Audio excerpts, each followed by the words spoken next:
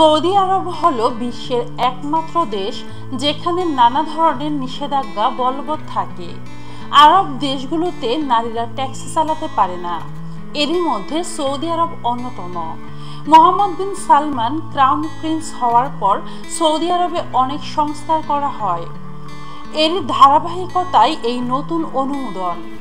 তরুণ Saudi যুবরাজ মোহাম্মদ বিন সালমান সম্প্রতি তার দেশের অর্থনৈতিক কর্মকাণ্ডকে গতিশীল করতে নানামুখী সংস্কার কার্যক্রম।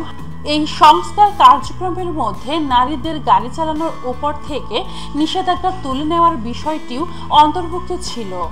সৌদি আরবে নারীদের গাড়ি চালানোর উপর নিষেধাজ্ঞা তুলে নেওয়া হয় গত 24 জুন।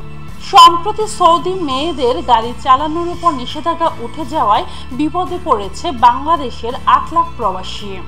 সাধারণত সৌদি মেয়েদের যাতায়াতের জন্য 8 লাখের মতো ড্রাইভার বাংলাদেশ থেকে গেছেন সৌদি আরবে। সৌদি মেয়েদের উপকার করতে যাওয়া এই প্রবাসীরা এখন পড়েছেন বিপদে, এবং বলা বাহুল্য এই প্রবাসী ড্রাইভারদের বিপদের কারণও এই সৌদি মেয়ে।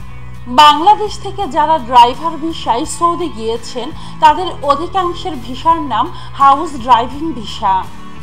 সঠিক হিসাবে পাওয়া না গেলেও ঢাকায় শীর্ষ একজন জনসম্পদ রপ্তানিকারক আলী হায়দার চৌধুরী বলছেন, গৃহকর্মে কাজের জন্য নতুন করে লোক নিয়োগের ভিসা দেওয়া শুরুর পর গত 1.5 বছরে বাংলাদেশ থেকে অন্তত 50,000 লোক ড্রাইভারের চাকরি নিয়ে সৌদি আরব গেছে।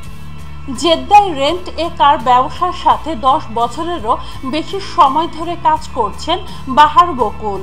তিনি বলেন, প্রচুর বাংলাদেশিকে তিনি চেনেন যারা বিভিন্ন সৌদি পরিবারে গাড়ি চালকের কাজ করেন।